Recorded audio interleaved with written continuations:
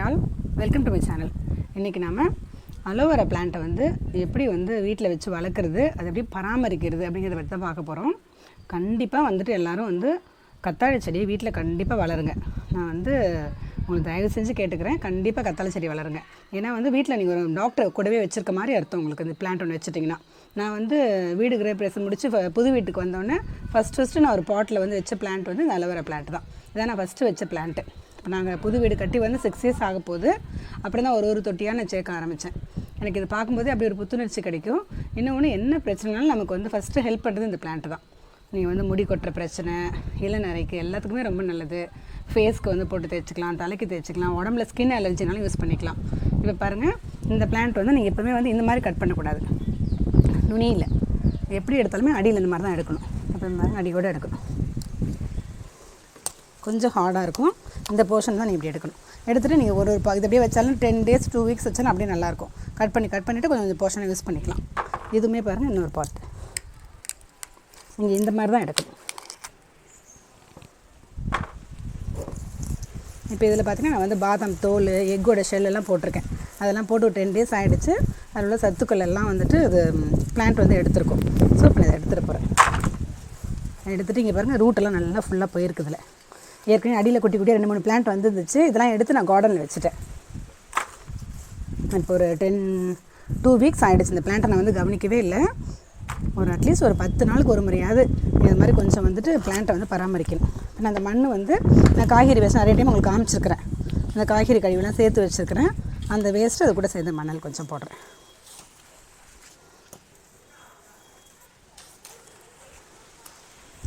பெரிய பராமரிப்பு ரொம்ப இதுக்கு தேவையில்லை.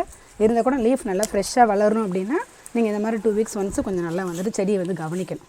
குழந்தைங்களை கவனிக்கிற மாதிரி தான் நீங்கள் செடி வளர்க்குறதும் தொட்டியில். இப்போ இன்னொரு பிளான் பாருங்கள்.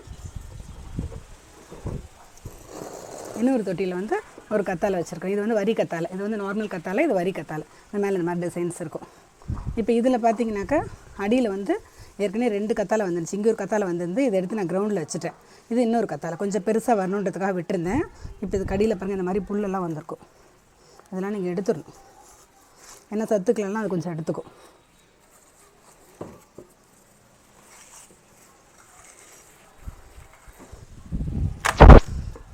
இப்போ இந்த பிளான்ட்டை நான் இதுலேருந்து எடுத்துருவோம். கொஞ்சம் தண்ணி ஊற்றி வச்சுருக்கிறேன். இதை எடுத்துடலாம். அப்போ தான் இது வளர்ச்சி நல்லாயிருக்கும்.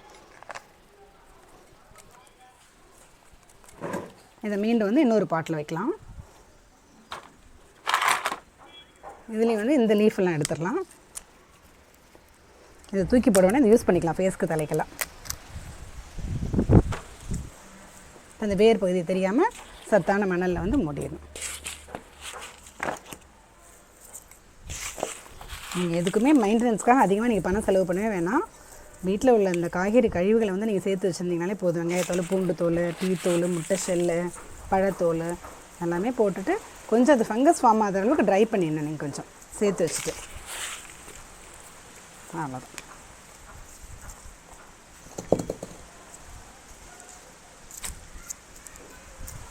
இப்போ இந்த தொட்டியில் மண்ணை ஃபில் பண்ணிவிட்டு இந்த அலோவேரா பிளான்ட்டை எப்படி நடுறதுன்னு பார்க்கலாம். அந்த தொட்டிலேருந்து எடுத்த அலோவேராவை எப்படி நடுறதுன்னு பார்க்கலாம்.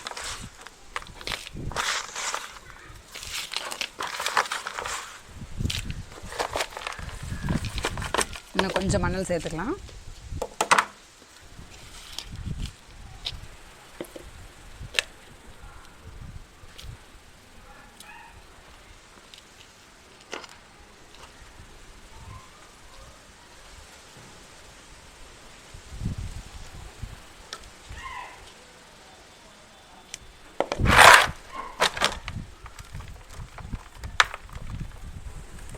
ரூட்லாம் பாருங்கள், இதை கூட கொஞ்சம் வந்துருச்சு. இதையும் எடுத்துக்கலாம். அந்தளவுக்கு ஹெல்த்தியாக இல்லை அந்த ஸ்டெம்மு. வச்சிடலாம்ல. நல்லா அந்த உள்ள வைக்கிற அளவுக்கு இந்த அளவு மண்ணை கையில் எடுத்துருங்க. எடுத்துகிட்டு வச்சுட்டு இது மேலேயே போட்டுடலாம்.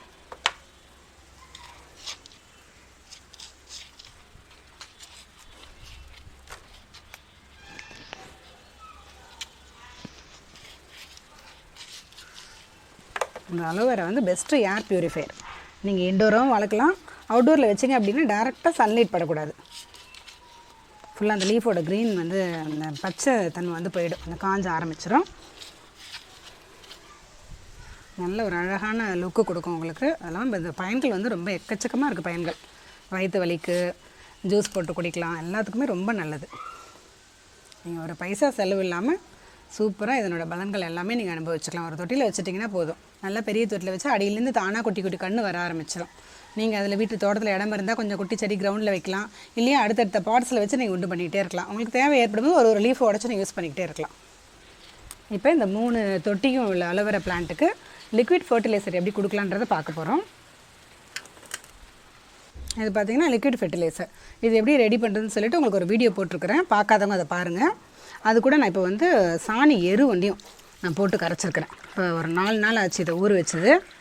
இந்த மாதிரி லிக்விட் ஃபெர்டிலைசர் ஏன் கொடுக்கணும் செடிங்களுக்கு அப்படின்னாக்கா, நான் ஒரு இன்ஸ்டன்ட் எனர்ஜி கிடைக்கிறதுக்காக தான். நம்ம எப்படி உடம்பு முடியல ஒரு வெளியில் போயிட்டு இருந்தோம்னா டயர்டாக இருந்தால் ஜூஸ் போட்டு குடிக்கிறோம், அந்த மாதிரி தான். நீங்கள் என்ன தான் வந்துட்டு சாலிட் எரு கொடுத்தாலுமே இந்த மாதிரி லிக்விட் ஃபெர்டிலைசர் வந்து ஒரு 10 days ஒன்ஸு அட்லீஸ்ட் மாதத்துக்கு ஒரு முறையாவது நீங்கள் கொடுக்கணும். இப்போ நல்லா கரைச்சிக்கிட்டேன், அதை ஃபில்ட்ரு பண்ணிக்கலாம்.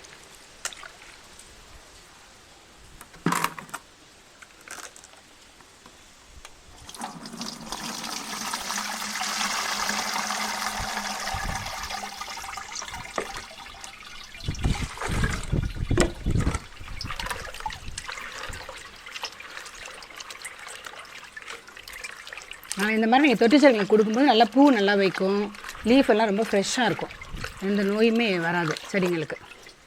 உங்களுக்கு டைம் இருக்கும்போது அது மந்த்லி ஒன்ஸாவது இது மாதிரி செஞ்சு கொடுங்க.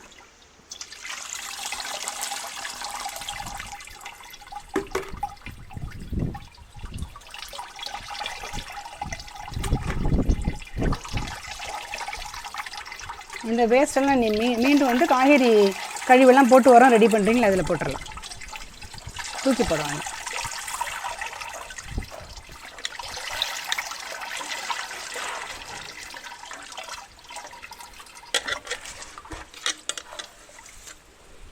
இதில் வந்து இதுவும் சேர்த்துருக்கேன், நான் கருப்பு உளுந்து தோலும் சேர்த்துருக்குறேன். இட்லிக்கு ஊற வைக்கும்போது உள்ள தோல் வந்து வேஸ்ட்டு தோல், அதையும் சேர்த்துருக்குறேன், அதுவும் ரொம்ப சத்துள்ளது. இப்போ லிக்விட் ஃபெர்டிலைசர் ஃபில்ட்ரு பண்ணிட்டோம். இதே அளவுக்கு நார்மல் தண்ணியே கலந்துக்கிறோம் அது கூட.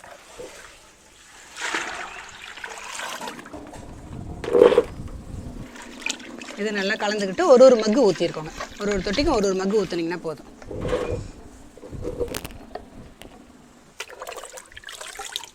இப்போ ஒரு மக்கு ஊற்றிடலாம் லிக்விட் ஃபெர்டிலைசரை. நீங்கள் இந்த அலோவேரா வந்து இந்த மாதிரி நீங்கள் ஊற்றும் போது நல்லா செழித்து வளரும். இன்னொரு விஷயம் வந்து நீங்கள் ரெகுலராக வந்து இந்த அலோவேரா வந்து ஜெல்லு வந்து நல்லா தண்ணியில் ஒரு 4-5 முறை அலசிட்டு வெறும் வயிற்றில் காலை நேரத்தில் எடுத்துக்கோங்க. எந்தவித நோய் நொடியுமே வராது உங்களுக்கு. அற்புதமான மருத்துவ சக்தி இருக்குது. நீங்கள் வந்து வருமுன் காப்போம்ன்றது தான் ரொம்ப சிறந்தது. ஏதாவது நோய் பிரச்சனை வந்து அப்புறம் டாக்டர்கிட்ட போகிறத விட இந்த மாதிரி நீங்கள் ரெகுலராக எடுத்துக்கும் போது இதில் உள்ள அற்புதமான மருத்துவ சக்தி வந்து உடம்புல உள்ள கழிவுகள்லாம் தங்க விடாது. உங்களுக்கு வயிற்றில் ஏதாவது கழிவு இருந்தால் அப்படி தான் உடம்புல பிரச்சனை வரும். இந்த மாதிரி எடுக்கும்போது எந்த கழிவுமே தங்காமல் கிளியர் ஆகிடும். வயிறு கிளியர் ஆனாலே உங்களுக்கு எந்த நோயுமே வராது. ரொம்ப ஹெல்த்தியான லைஃப்பை லீட் பண்ணலாம். கண்டிப்பாக வந்துட்டு இந்த அலோவேரா வளருங்க, வளர்த்துட்டு ஈஸியான முறையில் வீட்லேயே ரெகுலராக எடுத்துக்கோங்க. தேங்க்யூ.